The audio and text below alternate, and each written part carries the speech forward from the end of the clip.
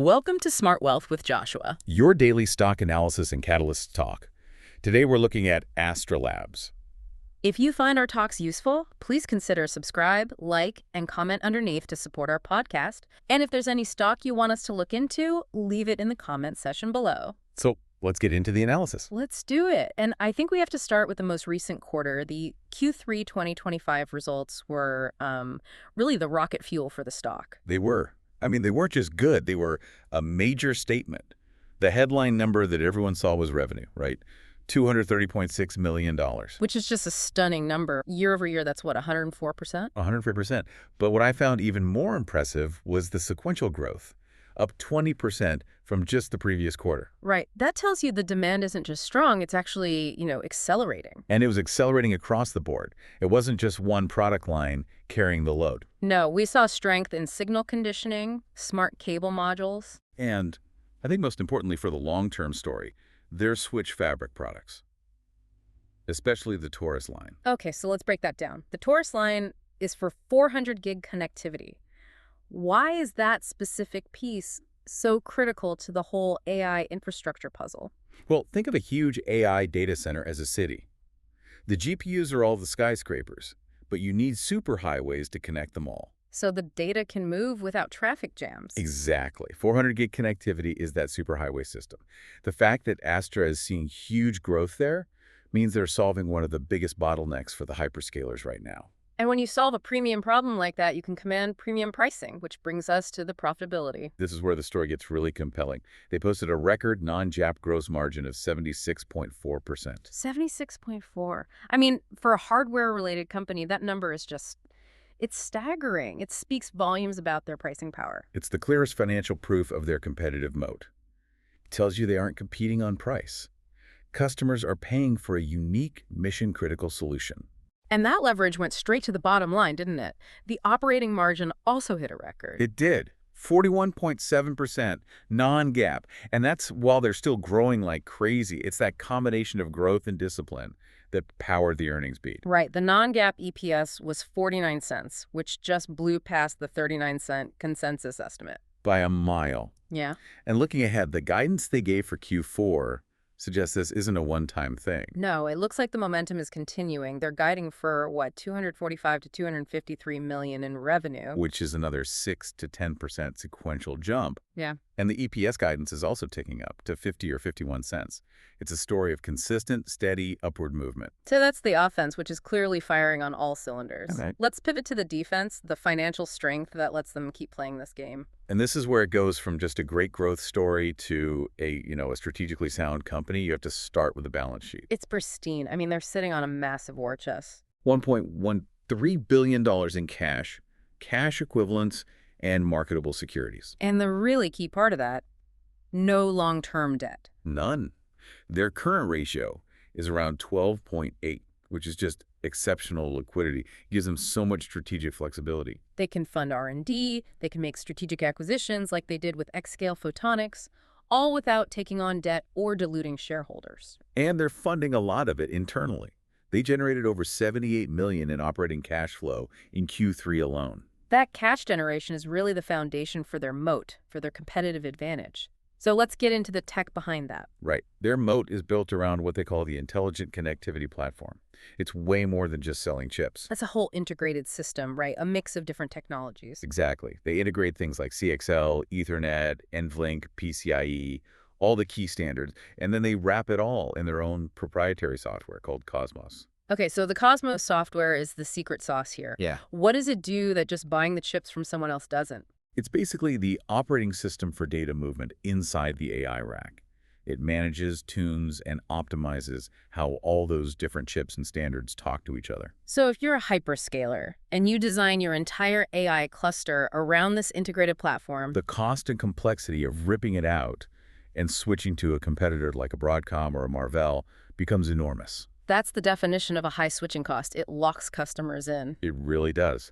And it allows them to stay ahead. They're already pushing into optical networking with that Xscale acquisition, planning for the next big shift. Which brings us to the future product pipeline. It's not just about today. No, you have to look out to 2026 and 2027. They're talking about major ramps for products like Scorpio X and NVLink Fusion next year. And even initial revenues from their U-Link solutions in 2027. That gives investors a really clear roadmap for multi-year growth. Right. So now let's shift gears and look at how the market is, perceiving all of this. Well, there was a pretty big signal just recently around January 3rd. The stock jumped almost 8% in one day. It did. It hit about 179. And technically, that move was significant. There's talk of a potential cup-and-handle continuation pattern forming. Which is usually a bullish sign, suggesting the uptrend is ready to resume after a bit of a pause. And the technicals underneath look pretty solid. The 50-day moving average around 160 is holding as strong support. I also saw that it's getting close to a golden cross confirmation. Which is another widely watched bullish indicator.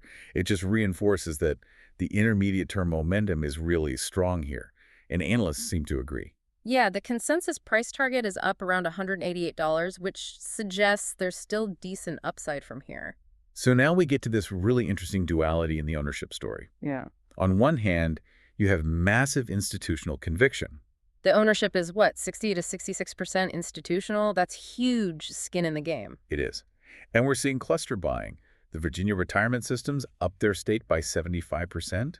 Calamos Advisors opened a big new position. That's a huge vote of confidence in the long-term story we just laid out. But, and this is a really important but, you have to balance that against the insider selling. Right, and the numbers are not small. We're talking about $87 to $89 million in shares sold over the last 3 months. Including by the CEO and the CFO. Normally, that would be a major red flag for the market. So why wasn't it? I mean, the stock rallied 8% even after those filings were public.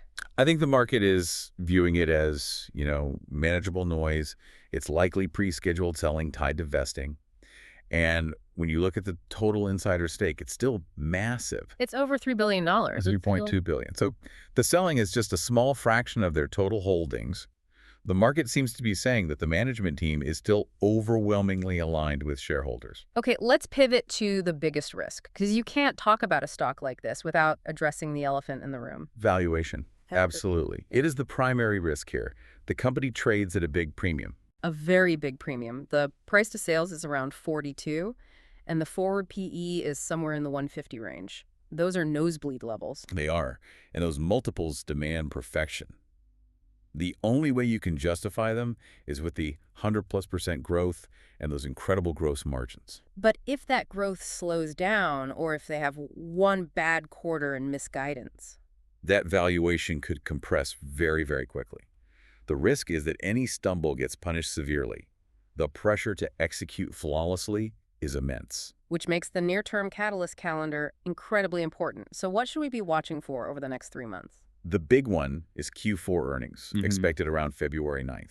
We know they have a history of big beats, so the market will be expecting them to at least hit, if not exceed, that 51-cent EPS guidance. And even before that, we have the CES conference in early January. Right.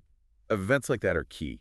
You want to watch for any new product announcements or, more importantly, any new commentary on hyperscaler design wins. That kind of news can move the stock. And, of course, there's the macro picture, which is pretty favorable right now. Definitely. You have the rotation into AI and semiconductor stocks. And if the Fed starts cutting rates, that generally boosts cloud spending, which is a direct tailwind for Astera. So if we bring this all together, what's the multi-year thesis here? The thesis is that they can dominate the AI connectivity niche for years to come. They have the billion-dollar war chest, they have the record margins to fund innovation, and they have that clear product roadmap out to 2027. And the high institutional ownership sort of validates that view that this is a long-term hold. Exactly. The story is all about their exceptional execution. They've built this financial moat that lets them thrive even with a premium valuation. The focus has to be on whether they can keep delivering on that promise. If they execute on the next product ramps, the valuation might just take care of itself. The next couple of quarters will be a real test. That's the question you have to ask yourself. Is the high price justified by a truly superior platform? Make sure you subscribe to Smart Wealth with Joshua so you never miss our daily stock analysis and catalyst talks.